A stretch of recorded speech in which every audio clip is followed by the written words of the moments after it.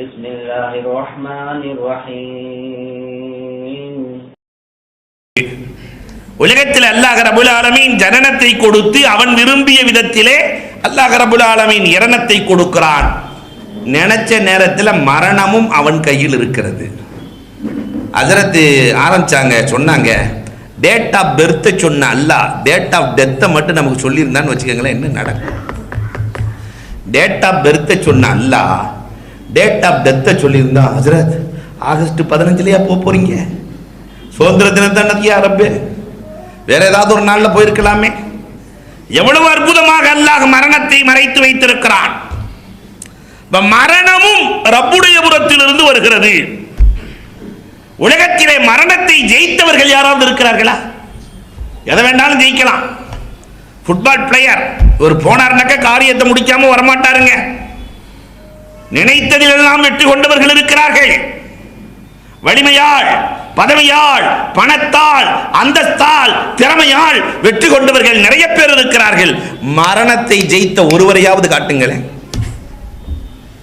தன்னுடைய அறிவால் மரணத்தை ஜெயிக்க முடியும் என்றிருந்தால் அறிவாளிகளுக்கு மரணம் வரக்கூடாது, பெரிய பெரிய விஞ்ஞானிகளுக்கு மரணம் வரக்கூடாது.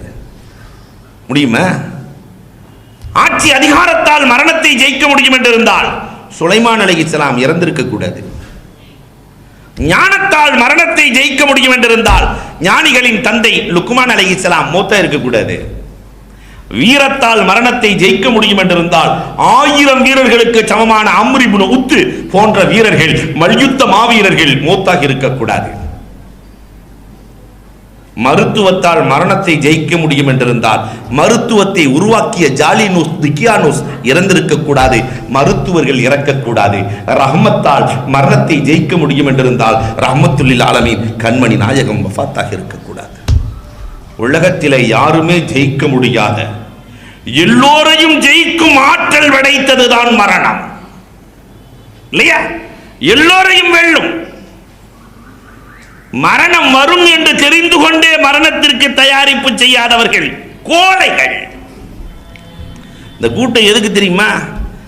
நம்மை விட்டு நல்லோர்கள் சென்றிருக்கிறார்கள், நாமும் கொஞ்சம் தயாராயிரணும், இல்லையா? அழகாக சொன்னார்கள். ஒரு கேள்வி ஒன்று கேட்டார்கள், நல்லவனுக்கு தான் கஷ்டத்துக்கு மேல கஷ்டம் வருது ஹஜ்ரத். பர்வீன் பஸ்ல போன மாதிரி கெட்டவன் டக்குன்னு போயிடுறான். ரொம்ப அழகான கேள்வி. பொதுவாக ஒரு வரலாறு உண்டு. பெருமானார் ஸல்லல்லாஹு அலைஹி வஸல்லம் அழகாக சொல்லுகிறார்கள், அஷத்துல் அன்பியா அஷத்துல் பலா அல் அன்பியா சும்மல் அம்சல் சும்மல் அம்சல். அல்லாஹ்வுக்கு யாரை ரொம்ப பிடிக்குமோ அவங்களுக்கு தான் கஷ்டம் இருக்கும். அல்லாஹ்வுக்கு யாரை பிடிக்குமோ, நபிமார்கள் ரப்புக்கு ரொம்ப பிடிக்கும், அதனால நபிமார்கள் பட்ட கஷ்டம் உலகத்தில் யாருக்கும் இல்லை. அய்யூப் அலைஹிஸ்ஸலாம், அல்லாஹு அக்பர், அய்யூப் அலைஹிஸ்ஸலாம் எவ்வளவு தோட்டம் துறவுகள், கால்நடைகள் எவ்வளவு இருந்தது. ஆனால் 14 ஆண்டு காலம் கடும் நோய், புழு, உடம்பு முழுக்க புழு, 14 வருஷம். அதுக்கு பின்னாடி எல்லாம் ஆரோக்கியத்தை கொடுத்தான். இப்ப அய்யூப் அலைஹிஸ்ஸலாத்துல பேட்டி கேட்டாங்களாம், ஆரோக்கியமா இருந்த நேரத்தில் உங்களுக்கும் அல்லாஹ்வுக்கும் நெருக்கம் அதிகமா இருந்துச்சா, நீங்க நோய்வாய்ப்பட்டு இருந்த நேரத்தில் கஷ்டத்துல 14 வருஷம் இருந்தீங்கல்ல, அப்ப உங்களுக்கு அல்லாஹ்வுக்கு நெருக்கம் அதிகமா இருந்துச்சா? ஆரோக்கியத்திலே நெருக்கம் அதிகமா, கஷ்டத்திலே நெருக்கம் அதிகமா? கேட்ட கேள்விக்கு பதில் இங்கதான் வருது. அப்ப அய்யூப் அலைஹிஸ்ஸலாம் சொன்னாங்களா, நான் கஷ்டமா 14 வருஷம் இருந்தேன்ல, நோய்வாய்ப்பட்டு இருக்கும் போது காலையில் ஒரு முறை மாலையில் ஒரு முறை அல்லாஹ் அய்யூபே நீ எப்படி இருக்கிறாய் என்று கேட்பான். காலையில் ஒருக்கா மாலையில் ஒருக்கா, அய்யூபே எப்படி இருக்க, இன்னி மசனிய துர்வான் அர்ஹமுர் ராஹிமீன். குர்ஆன் சொல்லுகிறது, அல்லாஹ் ரொம்ப கஷ்டமா இருக்கு, நீ அர்ஹமுர் ராஹிமீன், கிருபையாளருக்கெல்லாம் கிருபையாளர், நீ பார்த்து லேசாக்கி கொடு. காலையிலும் மாலையிலும் ரப்பு கேட்டுக்கொண்டிருந்தான். எனக்கு ஆரோக்கியம் கிடைத்ததற்கு பிறகு ஒரு நாள் கூட அய்யூபே நீ எப்படி இருக்கிறாய் என்று ரப்பு கேட்கவே இல்லை.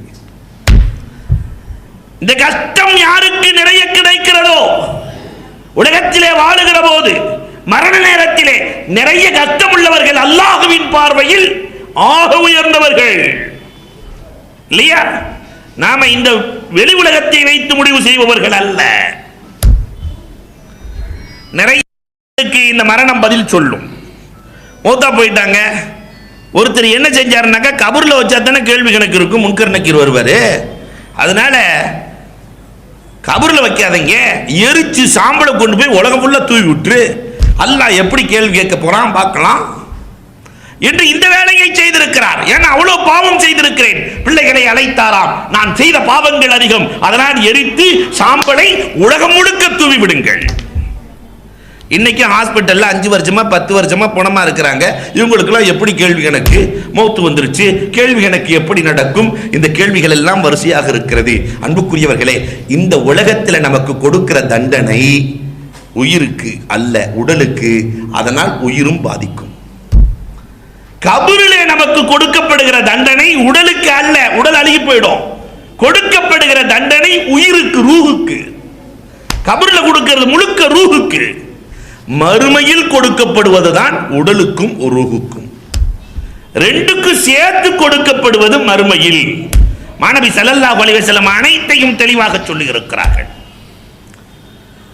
மரணத்தை ஜெயித்தவர்கள் இல்லை, மரணத்திற்கு பிறகு கேள்வி கணக்கு. அல்லாஹு அக்பர், முன்கர் நக்கீர் வருவார்கள். நமக்கெல்லாம் தெரியும், நல்லவர்களாக இருந்தால் கபருக்கு போகும்போதே அங்கு இருக்கக்கூடியவர்கள் இவர்களை வரவேற்பார்களாம். அங்கு ஒரு பெரிய உலகம் இருக்கிறது, இதைவிட விசாலமான உலகம் இருக்கிறது. அவர்கள் வரவேற்பார்களாம், வாருங்கள், உங்களுடைய வருகை நல்வரகாக ஆகட்டும் என்று வரவேற்றுக் கொண்டிருக்கிறார்கள். அல்லாஹு அக்பர்.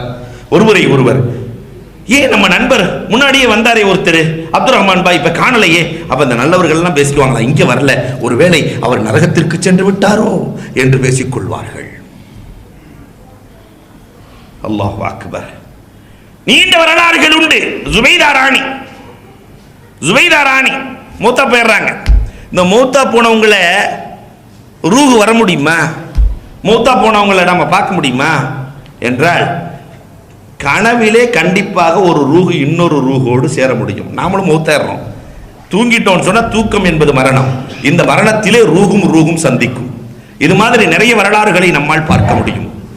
அப்ப ஜுபைதா அம்மா மூத்தா போயிட்டாங்க. அப்ப ஜுபைதா அம்மாவை கனவுல பார்த்தாங்களா?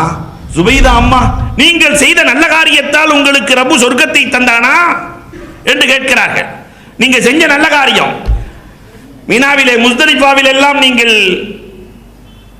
ஓடையை வெட்டி கொடுத்தீர்கள், தண்ணீர் கொடுத்தீர்கள், ஜுபைதா கால்வாய் ஏற்படுத்தினீர்கள், அதனால் சொர்க்கமா? பள்ளி கட்டி கொடுத்ததால் சொர்க்கமா? 500 பள்ளிவாசல் கட்டி கொடுத்தாங்களாம், அதனால் சொர்க்கமா? ஏழைகளுக்கு தர்மம் செய்ததால் சொர்க்கமா? எதனால் உங்களுக்கு ரப்பு சொர்க்கத்தை கொடுத்தான்? ஜுபைதா அம்மா சொன்னாங்களா, வாங்க சொல்லிட்டு இருக்கும் போது என் தலைச்சீலையை நான் சரி செய்தேன், அதற்காக என் ரப்பு கொடுத்த பரிசு. அல்லாஹ் அக்பர். அருமைக்குரிய தாய்மார்களே, யோசிக்கிறோம். அப்ப ரூஹும் சந்திக்க முடியும். சாபித் இப்னு கைஸ் இப்னு ஸம்மாஸ் ரலியல்லாஹு தஆலா மூத்தா போயிடுறாங்க. போர்க்களத்திற்கு சென்றார்கள். வித்தியாசமான சகாபி. அந்த சகாபியினுடைய வரலாறே அதிசயமான வரலாறா இருக்கும். மூத்தா போறதுக்கு முன்னாடியே கபரு வெட்டி வச்சுட்டு போர்க்களத்துக்கு போனாங்க. இந்த போர்க்களத்தில் நான் ஷஹீதாயிடுவேன், இந்த கபூரில் தான் அடக்கணும். அடக்கியாச்சு. அதற்கு பிறகு கனவிலே ஸைத் ரலியல்லாஹுவினுடைய கனவிலே வருகிறார்கள்.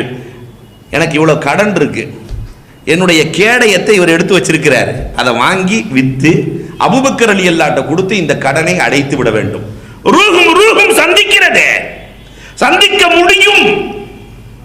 இறந்ததற்கு பிறகு நல்லோர்கள் சந்தித்துக் கொள்கிறார்கள் என்று சகிஹான வரலாறுகள் நமக்கு சான்று சொல்கிறது. சரி, இந்த மௌத்தா போனவங்களுக்கு நாம என்ன செய்யணும் இல்லையா? அதையும் இன்னைக்கு இந்த உம்மத்து விட்டுருச்சு. மௌத்தா போனவங்களுக்கு இஸ்திக்ஃபார் செய்யணும். இறந்து போன பெற்றோர்களுக்காக பாவ மன்னிப்பு தேட வேண்டும். இரண்டாவது துஆ உலகமா, அவர்களுக்கு துஆ செய்ய வேண்டும்.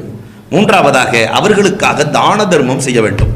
இறந்து போன பெற்றோர்களுக்காக அபூ ஹனீஃபா ரஹ்மத்துல்லாஹ் ஒவ்வொரு நாளும் 20 தீனார் தன்னுடைய சக்திக்கு ஏற்றவாறு இறந்து போன பெற்றோர்களை மறந்து விடாமல் தான தர்மம் செய்ய வேண்டும். அதுக்கு அடுத்தது வஸ்ஸலாத்து லஹுமா, அவங்களுக்காக தொழுவது. கன்சுல் அஸ்ரார் என்ற நூலிலே அழகாக எழுதுவார்கள், திங்கட்கிழமை மகரிபுக்கு பிறகு 2 ரக்காத், திங்கட்கிழமை மகரிபுக்கு பிறகு 2 ரக்காத் ஒவ்வொரு ரக்காத்திலே சூரத்துல் ஃபாத்திஹாவுக்கு பிறகு ஆயத்துல் குர்சி 5 முறை, குல்ஹுவல்லா 5 முறை, குல் அவுது பிரப்பில் ஃபலக் 5 முறை, குல் அவுது பிரப்பின் நாஸ் 5 முறை. ரெண்டாவது ரக்காத்துல இதே மாதிரியே ஆயத்துல் குர்சி 5 முறை, குல் அவுது பிரப்பில் ஃபலக் 5 முறை, குல் அவுது பிரப்பின் நாஸ் 5 முறை, குல்ஹுவல்லா 5 முறை இதெல்லாம் ஓதி தொழுது முடிச்சிட்டு இஸ்திக்ஃபார் 15 முறை, ஸலவாத் 15 முறை ஓதி இந்த நன்மையை இறந்து போன என்னுடைய உறவுக்கு என்று சொல்லுகிற போது அந்த உறவுக்காரர்கள் பெறுகிற நன்மையை மற்ற கபர்வாசிகளுக்கு தர்மம் செய்வார்கள். அவ்வளவு நன்மை இருக்கிறது இறந்து போனவர்களுக்கு. இருக்கக்கூடியவர்கள் செய்யக்கூடிய காரியம். அப்ப மரணத்திற்கு பிறகு நாம் எப்படி நடப்பது என்பதை மாணவி அழகாக காட்டுகிறார்கள். சாதர் அலி அல்லாஹு தஆலா வந்து சொல்லுகிறார்கள், எங்க அம்மா மௌத்தா போயிட்டாங்க, எங்க அம்மாவுக்கு நிரந்தரமாக ஏதாவது நன்மை செய்யணும்னு நான் நினைக்கிறேன். சொன்னாங்க, கிணறு வெட்டி கொடுங்கள், அந்த நன்மை கிடைத்துக் கொண்டே இருக்கும். தண்ணீர் இருக்கிற காலம் வரை கிடைக்கும். அல்லாஹு அக்பர். இறந்து போன கபருக்கு போகும்போது அவங்க எல்லாம் கேட்கிறாங்களா? பெருமானார் ஸல்லல்லாஹு அலைஹி வஸல்லம் சொன்னார்கள், நாம் சொல்லுகிற ஸலாத்தை கேட்கிறார்கள், அதற்கு பதில் உரைக்கிறார்கள். இறந்து போனவங்க நாம சொல்ற ஸலவாத்துக்கு பதில் உரைக்கிறார்கள். அல்லாஹு அக்பர். அஹ்மத் இப்னு ஹம்பல் ரஹ்மத்துல்லாஹி தஆலா அவர்களுடைய கபருக்கு கௌசுல் ஆலம் போனாங்களாம். முஹியதீன் அப்துல் காதிர் ஜீலானி கத்தஸல்லாஹு தஆலா இவங்க அஸ்ஸலாமு அலைக்கும் அப்படின்னு சொல்லி இருக்கிறாங்க. கௌசுல் ஆலம் அஸ்ஸலாமு அலைக்கும் என்று சொல்ல உள்ளிருந்து பதில் வந்ததாம், அலைக்குமுஸ் ஸலாம் வ ரஹ்மத்துல்லாஹி தஆலா வ பரக்காத்துஹு அன்த இமாமுல் கால் வ அன இமாமுல் ஹால். நீங்க ஷரியத்தினுடைய உலகத்திற்கு இமாம், நான் தரீக்கத்தின் உலகத்திற்கு இமாம் என்று பதில் வந்ததை அஹ்மத் இப்னு ஹம்பல் ரஹ்மத்துல்லாஹ் தன் நூலிலே பதிவு செய்கிறார்கள். அன்புக்குரியவர்களே, இது ஒரு விசாலமான உலகம். சரி, இந்த கபரினுடைய உலகம், நல்லோர்களுக்கு நன்மையை சேர்க்கிற உலகம், சொர்க்கத்தினுடைய வாடை வீசுகிற உலகம், இங்கிருந்து சுவனம் செல்லுகிற வேலை.